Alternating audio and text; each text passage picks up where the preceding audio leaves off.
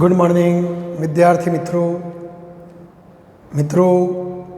Good morning morning एटले सवार।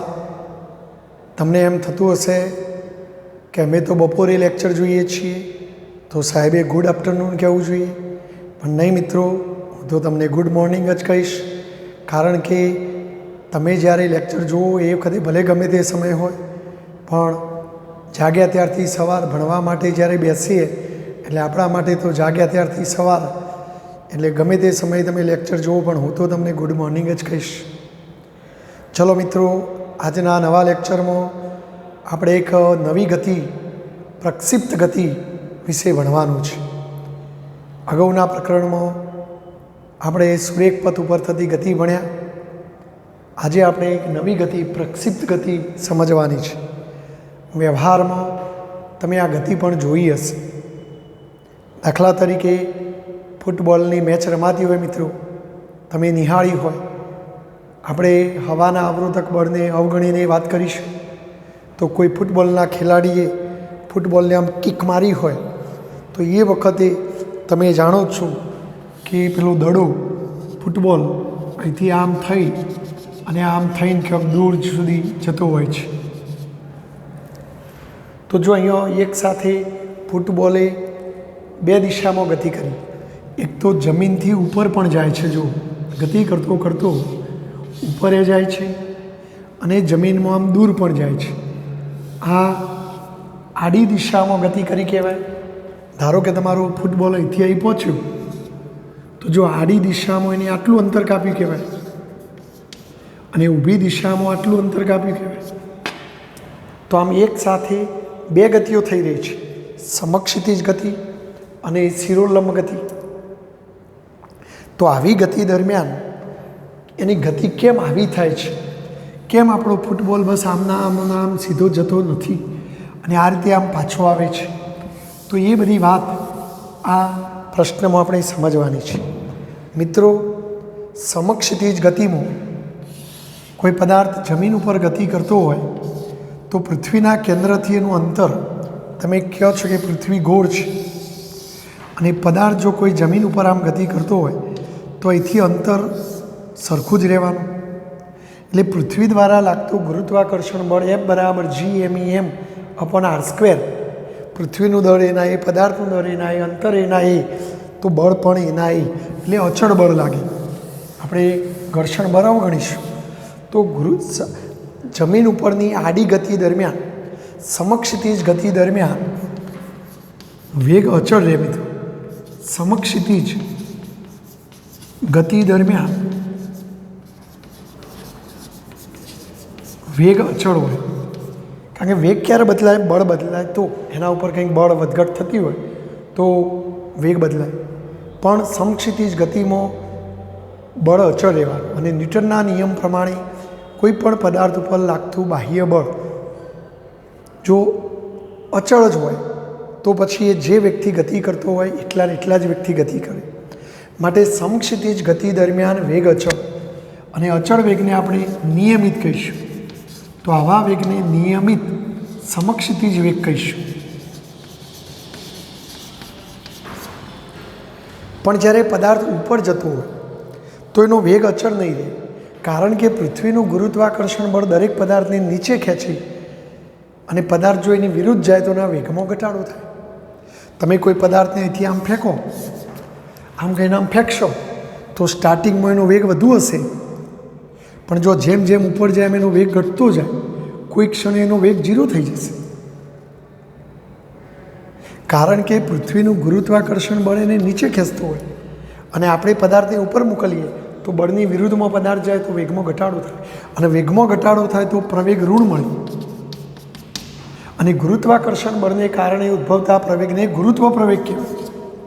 પણ જો આ ઊભી ગતિ છે અને ઊભી ગતિમાં પ્રવેગનું મૂલ્ય અચળ હોય 9.8, તો આમ ઉર્ધ્વ ગતિ દરમિયાન, ઉર્ધ્વ ગતિમાં, ઉર્ધ્વ એટલે ઊભી ગતિ દરમિયાન, ઉર્ધ્વ ગતિમાં અથવા ઉર્ધ્વ ગતિ દરમિયાન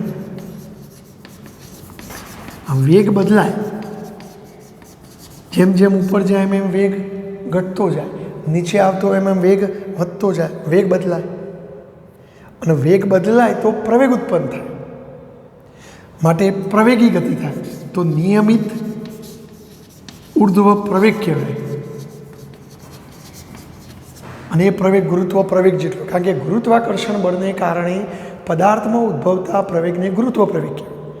ઉપર જાય એમ વેગ ઘટે તો વેગ ઘટે તો પ્રવેગ ઋણ આવે, કારણ કે પ્રવેગ એટલે અંતિમ વેગ, પ્રવેગ એટલે અંતિમ વેગ ઓછા પ્રારંભિક વેગ ભાગ્યા એ માટે લાગતો સમય.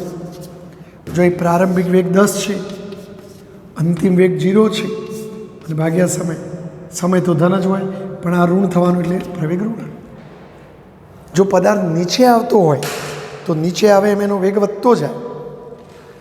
ધારો કે કોઈ પદાર્થ આમ નીચે આવતો હોય મિત્રો, તો જો અહીં શરૂઆતમાં વેગ 0, પણ જેમ જેમ નીચે આવે એમ વેગ વધતો જ જાય. ધારો કે વેગ 8 છે, તો આને પ્રારંભિક વેગ કહેવાય, આને અંતિમ વેગ કહેવાય. તો એ સંજોગોમાં અંતિમ વેગ 8, પ્રારંભિક વેગ 0, તો જો આ ધન આવવાનું. તો વેગ વધતો હોય તો પ્રવેગ ધન લેવાનો, વેગ ઘટતો હોય તો પ્રવેગ ઋણ લેવાનો. અને જો ગુરુત્વાકર્ષણ બળને કારણે આ વેગ વધતો ઘટતો હોય તો પ્રવેગ ગુરુત્વ પ્રવેગ જી જેટલો લેવાનો. બરાબર, ખ્યાલ આવી ગયો? અહીં ઉપર જાય એટલે વેગ ઘટે એટલે પ્રવેગ ઋણ આવે, એટલે આપણે માઇનસ લેવો જોઈએ.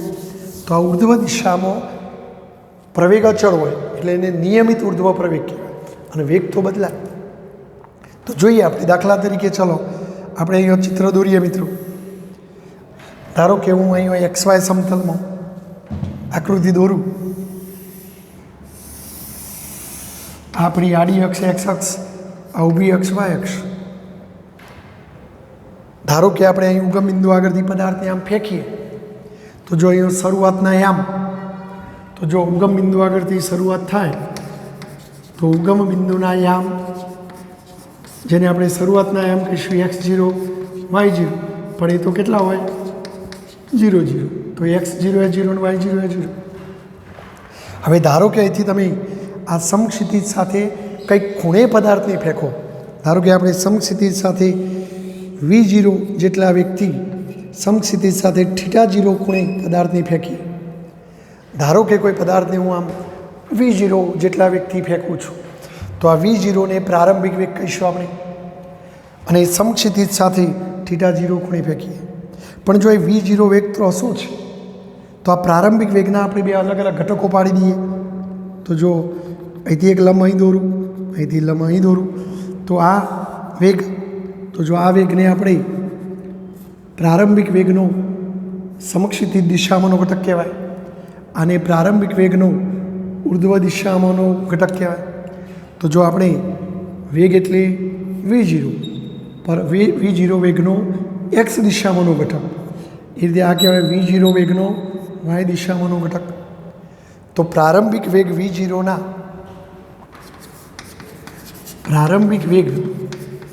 V0ના બે ઘટકો, એક X દિશામાંનો પ્રારંભિક વેગ V0X અને Y દિશામાંનો પ્રારંભિક વેગ V0Y. જો આપણે આકૃતિ પરથી શોધી કાઢીએ બધું, આ ખૂણાની કઈ બાજુ? પાસેની. તો પાસેની બાજુ શોધીએ તો cos θ લ્યો તમે, તો cos θ0 બરાબર પાસેની બાજુ ભાગ્યા કર્ણ. હવે પાસેની બાજુને તમે આ કીધી છે V0X, અને કર્ણ એટલે V0. આ V0 ભાગાકારમાંથી અહીં લઈ જાઓ તો V0X બરાબર શું થશે? V0 cos θ0 થશે. તો આ જે ઘટક છે એ તમારો V0 cos θ0 થશે. ચલો એ રીતે આ ઉર્ધ્વ ઘટક શોધવો હોય તો જો અંગ્રેજી અક્ષર Z યુગ્મ કોણ, તો આ θ0 તો આ θ0, અને એની સામેની બાજુ તો sin θ લેવું જોઈએ. અને જો એ આપણે ગણી કાઢીએ તો સીધું લખી દઉં છું V0 sin θg. તો આમ શરૂઆતમાં પદાર્થનો આડી દિશામાંનો વેગ આટલો, ઊભી દિશામાંનો વેગ આટલો. પરંતુ તમે જાણો છો મિત્રો કે સમક્ષિતિજ વેગ તો કેવો રહેવાનો? અચળ, નિયમિત રહેવાનો. તો નિયમિતનો મતલબ અચળ. તો સમક્ષિતિજ વેગ તો અચળ રહે, પણ જેમ જેમ પદાર્થ ઉપર જાય એમ ઉપર જતો વેગ ઘટતો જાય. તો જો હવે આપણે પદાર્થ અહીં પહોંચ્યો તો આ જગ્યાએ સમક્ષિતિજ વેગ એટલો જ રહે અચળ. તો આ લંબાઈ એટલી જ રાખીએ આપણે, જો સમક્ષિતિજ વેગ અચળ, પરંતુ ઉપરવાળો વેગ ઘટે તો જો શરૂઆતમાં ઉપરવાળો વેગ આટલો હતો પણ હવે ઓછો થાય તો આપણે ઉપરવાળો વેગ ઘટાડી દઈએ, બરાબર છે. તો જો હવે આ વેગ આમ ખેંચે, આ વેગ આમ ખેંચે તો બંનેનો પરિણામી વેગ કઈ દિશામાં આવે? તો જો આપણે પરિણામી વેગ આ દિશામાં આવે તો હવે પદાર્થ આમ જાય. હવે જો પદાર્થ અહીં પહોંચ્યો તો અહીં પહોંચ્યો તો સમક્ષિતિજ વેગ તો અચળ, તો જો સમક્ષિતિજ દિશાનો વેગ એટલો જ લેવાનો, એટલે એ લીટીની લંબાઈ ઘટાડવાની નહીં. પણ ઉર્ધ્વ દિશામાંનો વેગ જેમ જેમ ઉપર જાય એમ ગુરુત્વાકર્ષણ નીચે ખેંચે એટલે એ વેગ ઘટે, તો આટલો હતો ઓછો થયો, હજુ ઓછો થશે. તો જો આ મોટી લીટી હતી નાની થઈ તો જો આ વેગ આમ ખેંચે, આ વેગ આમ ખેંચે તો જો પરિણામી વેગ આમ મળે સમાંતરવાદ ચતુષ્કોણના નિયમ પ્રમાણે, તો તમારો પદાર્થ આમ જાય. હવે જો જેમ જેમ ઉપર જાય એમ વેગ ઘટતો જાય, કોઈ એક ક્ષણે વી આવવાની કે ઉપર તરફનો વેગ ઘટીને 0 થાય. તો જો હવે ધારો કે આ જગ્યાએ ઉપર તરફનો વેગ 0 થયો, પણ જો સમક્ષિતિજ વેગ તો અચળ જ હોય, પણ ઉપરવાળો વેગ 0, તો ચાલો ઉપર તરફનો વેગ વાય દિશામાંનો વેગ ઘટીને 0 થયો, અને એક્સ દિશામાંનો વેગ તો એટલો નહીં, એટલો જ રહેવાનો. કારણ કે આડી ગતિમાં નિયમિત સમક્ષિતિજ વેગ હોય અને ઊભી ગતિ દરમિયાન વેગ બદલાય, ઉપર જાય એમ ગુરુત્વાકર્ષણ નીચે કે ચલે વેગ ઘટતો જાય. હવે જો અહીંયા ઉપર તરફનો વેગ 0 એટલે ઉપર જાય નહીં, પણ જો પૃથ્વીનું ગુરુત્વાકર્ષણ નીચે ખેંચે તો નીચે ખેંચે તો પાછો નીચે તરફ વેગ વધવા માંડે, તો આપણો પદાર્થ અહીંથી પાછો નીચે તરફ વેગ વધે. તો ચલો ઊભો વેગ હવે નીચે તરફ વધ્યો, સમક્ષિતિજ વેગ અચળ, પેલો વેગ આમ નીચે આવ્યો, તો જો પરિણામી અસર નીચે તમારો પદાર્થ આમ જાય. હવે જો પદાર્થ અહીં પહોંચ્યો તો અહીં પહોંચ્યો તો સમક્ષિતિજ વેગ તો અચળ, એટલે જો એ લીટીની લંબાઈ તો એટલી જ રાખવાની. પણ હવે જો ગુરુત્વાકર્ષણ નીચે ખેંચે તો નીચે તરફ વેગ વધતો જાય, તો આ વેગ જે આટલો હતો એના બદલે હવે વધશે. તો જો પરિણામી વેગ કયો મળે ભાઈ? તો જો આપણે પરિણામી વેગ શોધી કાઢીએ તો પાછો પદાર્થ અહીંયા આવે, પરિણામી વેગ એટલે અહીંયા આવશે. ચલો હજુ તમે જુઓ કે સમક્ષિતિજ દિશામાં વેગ અચળ, પણ નીચે જાય એમ વેગ વધે, આટલો હતો એની જગ્યાએ વધ્યો, હજુ વધશે. તો પછી જો આ બેની સમાસ અસર હેઠળ પદાર્થ અહીંયા આવશે. તો આમ મિત્રો અહીંથી નીકળેલો પદાર્થ આમ થઈને અને આમ અહીંયા આવશે. તો જો આપણે કોઈ પદાર્થને આમ ફેંકીએ છીએ તો એ આ રીતે ગતિ કરે છે મિત્રો, અને આવી ગતિને પ્રક્ષિપ્ત ગતિ કહેવામાં આવે છે. શું કહેવામાં આવે છે? પ્રક્ષિપ્ત ગતિ. પણ આવી ગતિ થવા માટે આ બે વસ્તુઓ જવાબદાર છે. અહીં સમક્ષિતિજ ગતિ દરમિયાન વેગ અચળ અને ઉર્ધ્વ ગતિ દરમિયાન વેગ બદલાય, અને વેગમાં ફેરફાર થાય એટલે પ્રવેગ ઉત્પન્ન થાય, અને ગુરુત્વાકર્ષણ બળને કારણે ઉદ્ભવતો પ્રવેગ એટલે ગુરુત્વ પ્રવેગ જે અચળ હોય 9.8, તો એ નિયમિત ઉર્ધ્વ પ્રવેગ કહેવાય. તો જો હવે આપણે વ્યાખ્યા લખવી હોય તો આવું કહી શકાય કે જ્યારે કોઈ પદાર્થની પૃથ્વીના ગુરુત્વાકર્ષી ક્ષેત્રમાં જ્યારે કોઈ પદાર્થને પૃથ્વીના ગુરુત્વાકર્ષી ક્ષેત્રમાં આ સમક્ષિતિજ સાથે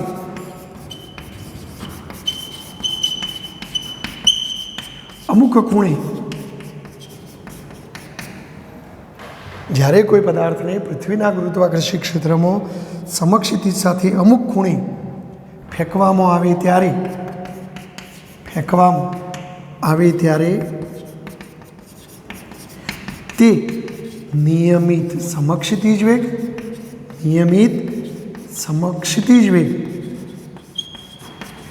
એટલે જો આ બહુ મહત્વનો શબ્દ છે, નિયમિત સમક્ષિતિજ વેગ અને નિયમિત ઉર્ધ્વ પ્રવેગ થી ગતિ કરે છે. આવી ગતિને પ્રક્ષિપ્ત ગતિ કહે છે. અને આવી ગતિ કરતા પદાર્થની પ્રક્ષિપ્ત પદાર્થ કહે છે. અને તમે જેટલા ખૂણે ફેંક્યું એને પ્રક્ષિપ્ત કોણ કહેવાય. થીટા 0 ને શું કહેવાય? પ્રક્ષિપ્ત કોણ. જો ફરી એકવાર, જ્યારે કોઈ પદાર્થને પૃથ્વીના ગુરુત્વાકર્ષી ક્ષેત્રમાં આપણી સમક્ષિતિજ દિશા સાથે અમુક ખૂણે ફેંકવામાં આવે ત્યારે તે નિયમિત સમક્ષિતિજ વેગ અને નિયમિત ઉર્ધ્વ પ્રવેગથી ગતિ કરે છે.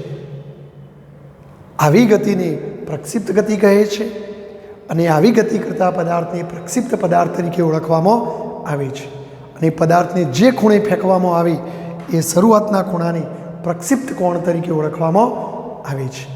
જો આ ખૂણો સતત ઘટતો જાય, અહીં જો વધારે હતો, અહીં ઓછો થયો, અહીં ઓછો થયો અને અહીંયા 0 થઈ જાય, તો આ વધુમાં વધુ આને મહત્તમ ઊંચાઈ કહેવાય. તો મહત્તમ ઊંચાઈએ ઉપરવાળો વેગ ઘટીને 0 થાય. આડી દિશાવાળો વેગ તો અચળ જ રહે, પણ ઉપરવાળો વેગ ઘટતો ઘટતો ઘટતો 0 થઈ જાય. પ્રક્ષિપ્ત કોણ એ પણ હવે ખૂણો ઘટતો ઘટતો ઘટતો આમ આડો થઈ જાય તો 0 થઈ જાય. તો આ મહત્તમ ઊંચાઈ આગળ ઉર્ધ્વ દિશામાંનો વેગ 0 અને પ્રક્ષિપ્ત કોણ પણ 0 થઈ જાય. અને એ વખતની આ ઊંચાઈને મહત્તમ ઊંચાઈ કહેવાય. તો બોલો, આ ગતિપથમાં ખ્યાલ આવી ગયો મિત્રો? તો આવી ગતિને આપણે કઈ ગતિ કહીશું? બે શબ્દો મહત્ત્વના છે. જો આ બે શબ્દો વ્યાખ્યામાં ના લખ્યા હોય તો આખી વ્યાખ્યા ખોટી. અને જો સમક્ષિતિજ વેગ અચળ અને વેગ અચળ તો પ્રવેગ 0, તો અહીંયા સમક્ષિતિજ ગતિમાં પ્રવેગ 0 હોય, યાદ રાખજો. એટલે જો આપણે અહીંયા પ્રવેગના બે ઘટકો પડી શકીએ. પ્રવેગના બે ઘટકો, સમક્ષિતિજ પ્રવેગ અને ઉર્ધ્વ પ્રવેગ. પરંતુ સમક્ષિતિજ ગતિમાં પ્રવેગ 0, કારણ કે વેગ અચળ અને અચળનું વિકલન 0. પ્રવેગ એટલે વેગનું સમય સાપેક્ષે વિકલન, અને વેગ અચળ હોય તો પ્રવેગ 0. એટલે સમક્ષિતિજ પ્રવેગ 0 હોય, પરંતુ ઉર્ધ્વ પ્રવેગ ગુરુત્વ પ્રવેગ જેટલો હોય. પદાર્થ ઉપર જાય તો ઋણ લેવાનું. અને ઉપર તરફની જો દિશા સહિત લખવું હોય તો માઇનસ, જો જી માઇનસ જે કેરેટ, કારણ કે નીચે તરફ પ્રવેગ હોય, અને માઇનસ આગળ લખી દો તો માઇનસ જી જે કેરેટ લખાય, કારણ કે ઉપર તરફની દિશાને જે તો પ્રવેગ નીચે તરફ હોય તો માઇનસ જી લખાય. બોલો, ખ્યાલ આવી ગયો મિત્રો? ઓકે. હવે જો આપણે ઉદાહરણ આપવું હોય તો ગુરુત્વ હવાનો અવરોધ અવગણતો કિક મારીને ઉછાળેલા ફૂટબોલની ગતિ, ક્રિકેટની મેચમાં બાઉન્ડ્રી ઉપરથી વિકેટ કીપર તરફ કોઈ ખેલાડી દડો ફેંકતો હોય તો એ દડાની ગતિ પણ આ ટાઈપની જ હોય છે. આપણે આ પ્રક્ષિપ્ત ગતિને એક સાથે પરસ્પર લંબ એવી બે જુદી જુદી સ્વતંત્ર ગતિઓમાં વિભાજિત કરી શકીએ. કારણ કે આપણો પદાર્થ જો એક સાથે બે બાજુ જાય છે, અહીંથી જો પદાર્થ અહીં પહોંચ્યો તો આટલો એક્સ દિશામાં પહોંચ્યો, આટલો વાય દિશામાં પહોંચ્યો. જ્યારે પદાર્થ અહીં પહોંચે તો એક્સ દિશામાં આટલો પહોંચ્યો, વાય દિશામાં આટલો પહોંચ્યો. જો પદાર્થ અહીં પહોંચે તો એક્સ દિશામાં આટલે ગયો, વાય દિશામાં આટલું ગયું કહેવાય. તો આમ એક્સ અને વાય એવી બે સ્વતંત્ર અલગ અલગ ગતિઓમાં એને રજૂ કરી શકાય મિત્રો. તો હવે આપણે પ્રશ્ન, જો આ જગ્યાએથી નીકળ્યો તો બંને આમ એક્સ એમ એ 0, વાય એમ એ 0, પણ જો પદાર્થ અહીં પહોંચે તો જો એક્સ એમ કંઈક આવે એ રીતે વાય એમ પણ કંઈક આવે. ધારો કે આ ક્યુ બિંદુ કોઈ ટી સમયે આપણો પદાર્થ અહીંયા પહોંચે છે, તો એ ટી સમયે ક્યુ બિંદુના યામ એક્સ વાય છે, તો આ પદાર્થના યામોનો મૂલ્યો દર્શાવતો સૂત્રો આપણે મેળવવો છે. તો હવે જોઈએ. બોલો, વ્યાખ્યામાં ખ્યાલ આવી ગયો મિત્રો? અને હવે એ સૂત્રો આપણે મેળવીએ. જુઓ,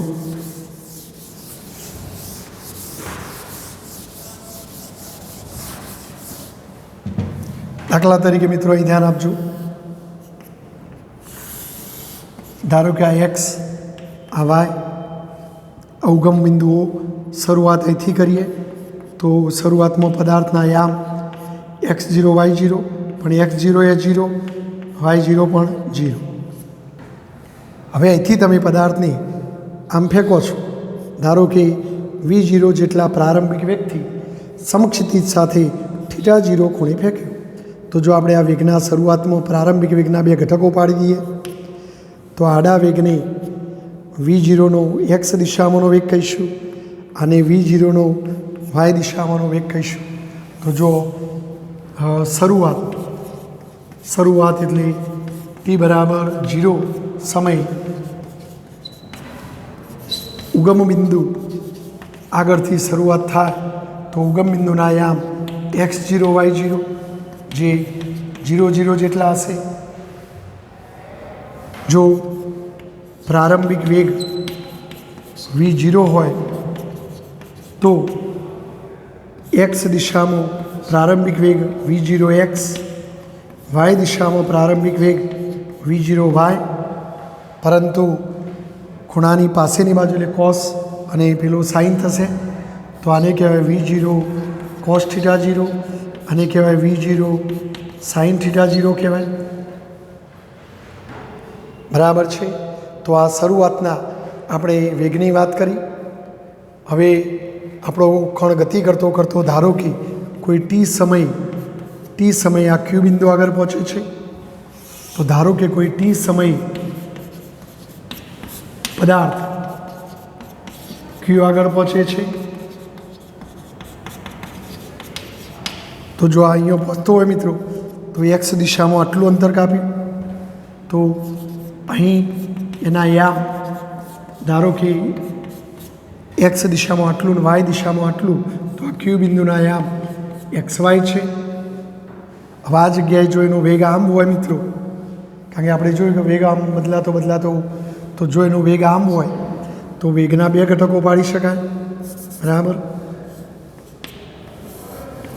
આને આડી દિશામાંનો વેગ કહેવાય, પરંતુ આપણે જાણીએ છીએ સમક્ષિતિજ વેગ તો અચળ હોય તો આ vx તો પેલા V0x જેટલો હોય.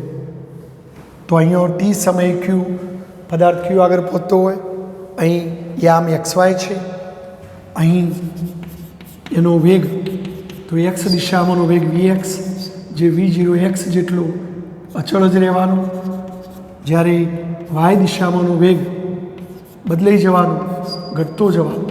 તો ધારો કે y દિશાના વેગને આપણે vy કહીએ જે બદલાશે, તો y દિશામાંનો વેગ બદલાશે. જો પ્રવેગની વાત કરીએ મિત્રો તો x દિશામાં પ્રવેગ, તો જો x દિશામાં વેગ અચળ હોય તો પ્રવેગ એટલે વેગનું સમય સાપેક્ષે વિકલન. તો x દિશામાંનો વેગ, પણ x દિશામાં તો અચળ જ વેગ છે અને વેગ અચળ હોય તો અચળનું વિકલન 0.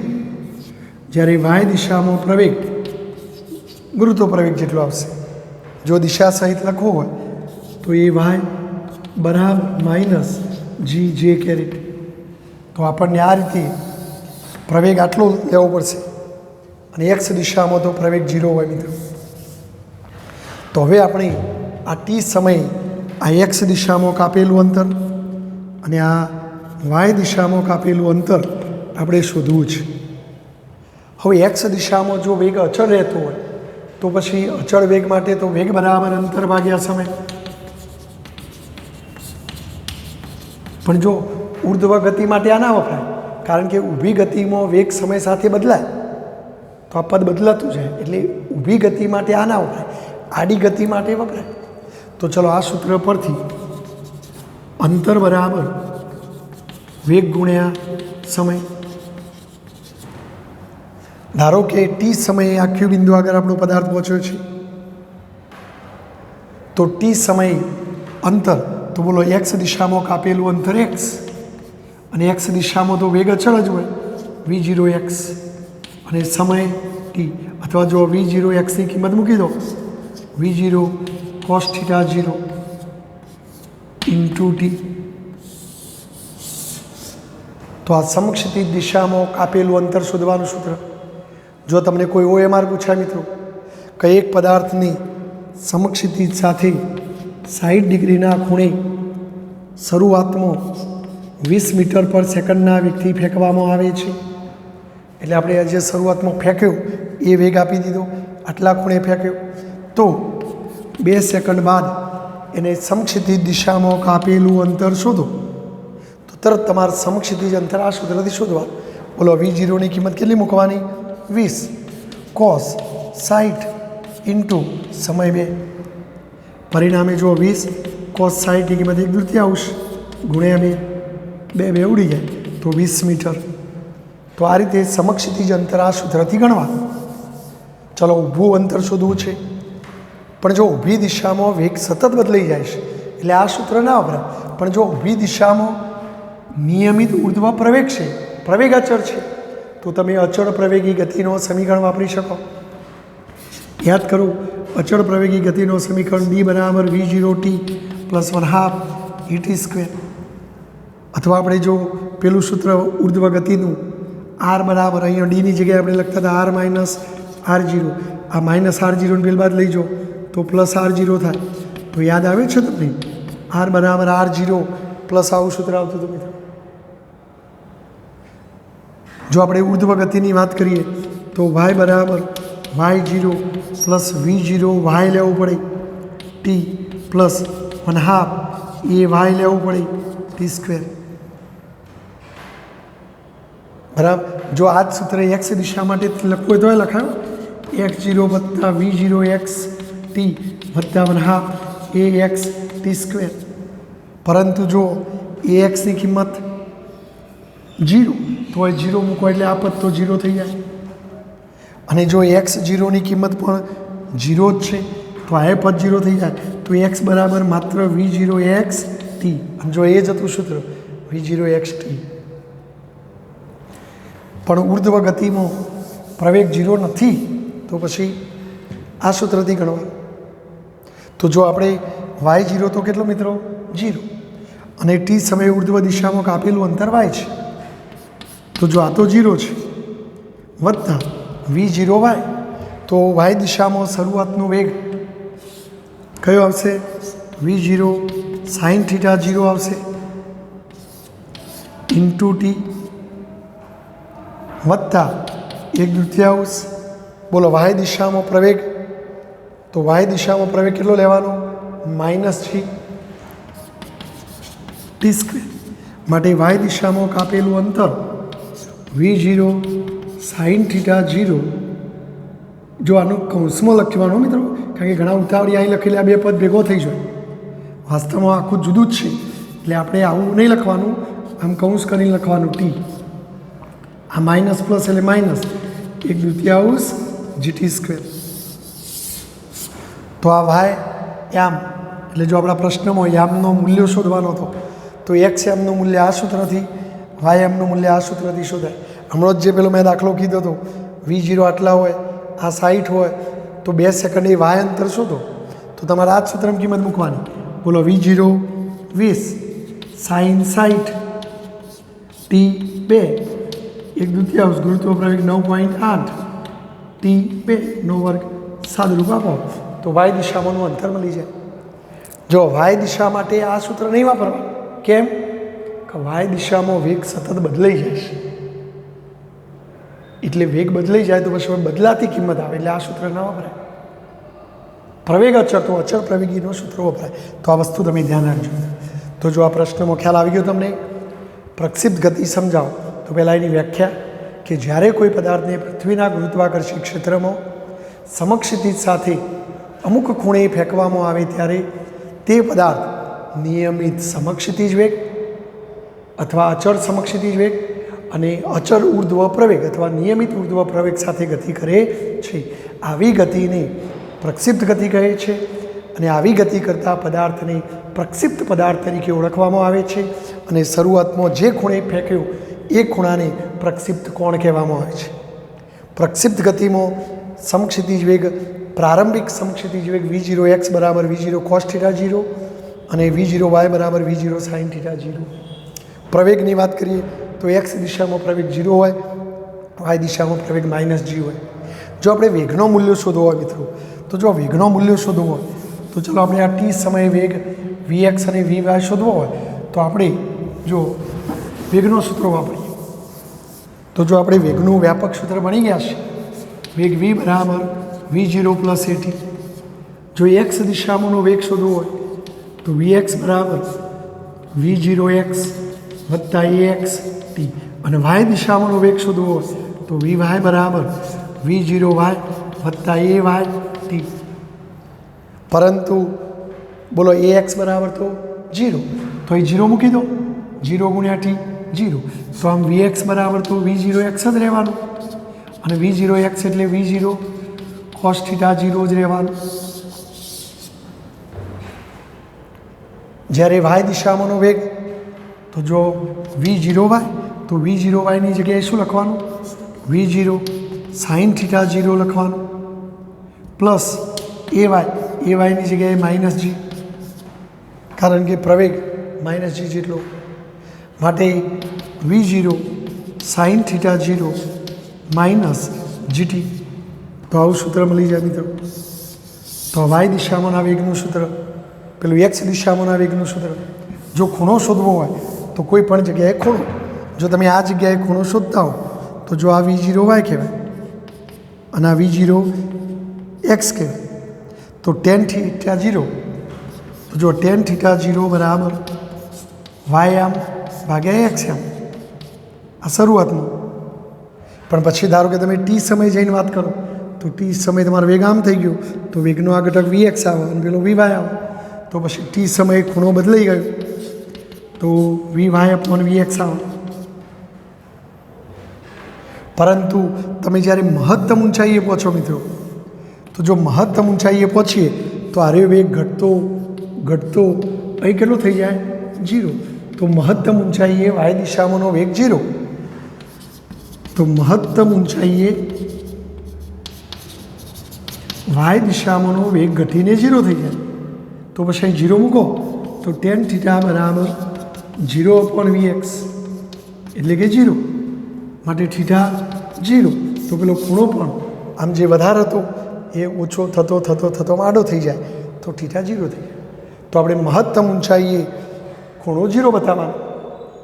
જો મેં સાબિત કર્યું તો મહત્તમ ઊંચાઈ આગળ ઉપર તરફનો વેગે 0, થીટાએ 0 થઈ જાય મિત્રો. તો બોલો આ પ્રશ્ન તમને આવડવો જોઈએ.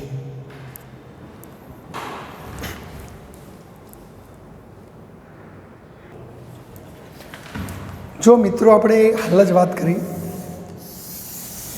કે ભાઈ પદાર્થને તમે V0 વેગથી ફેંક્યો તો જો શરૂઆતમાં વાય દિશામાંનો વેગ આટલો હતો, એક્સ દિશામાંનો વેગ આટલો હતો, પણ પછી જેમ જેમ ઉપર જાય એમ ઉપરવાળો વેગ ઘટતો જાય. એટલે જો પદાર્થ આમ પહોંચ્યો, હજુ આમ જાય તો ઉપરવાળો વેગ ઘટતો જાય, એટલે પદાર્થ અહીં પહોંચે, પછી ઉપરવાળો વેગ વાય દિશાવાળો વેગ 0.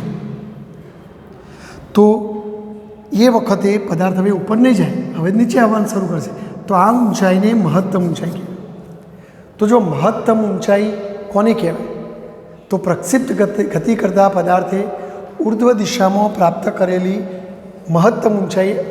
અને મહત્તમ ઊંચાઈ ક્યારે મળે? તો જે જગ્યાએ પદાર્થનો ઉર્ધ્વ દિશામાંનો વેગ ઘટીને 0 થાય. જે ઊંચાઈએ પદાર્થનો ઉર્ધ્વ દિશામાંનો વેગ ઘટીને 0 થાય તે ઊંચાઈને મહત્તમ ઊંચાઈ કહે છે.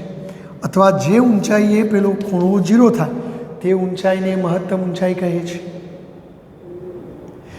આ મહત્તમ ઊંચાઈએ પહોંચવા લાગતો સમય, એનું પણ આપણે સૂત્ર મેળવવાનું છે. હવે જો આ પદાર્થ ધીમે ધીમે નીચે આવશે અને નીચે આવે એટલે એનો વેગ વધતો જાય, નીચે આવે એનો વેગ વધતો જાય, અને એમ કરતાં કરતાં છેવટે આપણો પદાર્થ અહીંથી અહીંયા આવી પડશે. તો જો સમક્ષિતિજ દિશામાં એને કુલ આટલું અંતર કાપે, તો આ સમક્ષિતિજ દિશામાં કાપેલા કુલ અંતરની, સમક્ષિતિજ દિશામાં કાપેલા કુલ અંતરની અવધિ કહેવામાં આવે છે, રેન્જ કહે છે. તો અવધિની વ્યાખ્યા શું? અવધિ એટલે રેન્જ, વિસ્તાર. સમક્ષિતિજ દિશામાં કાપેલા કુલ અંતરની અવધિ આર કહે છે. બરાબર. તો આપણે હવે પછીના પ્રશ્નોમાં અવધિનું સૂત્ર, મહત્તમ ઊંચાઈનું સૂત્ર, મહત્તમ ઊંચાઈએ પહોંચવા લાગતા સમયનું સૂત્ર, અને જો પદાર્થ અહીંથી નીકળ્યો, હવામાં ઉડતો અહીંયા આવીને પડ્યો, તો જો અહીંથી ઉપડ્યો ને અહીંયા જમીન ઉપર પડ્યું તો આટલા સમયગાળા દરમિયાન તે હવામાં ઉડતો રહ્યો તો એવા સમયને ઉડ્ડયન સમય કહેવાય. ફ્લાઇટ ટાઈમ, ટુ ફ્લાઇટ એટલે ઉડવું, તો એને ઉડ્ડયન સમય કહેવાય.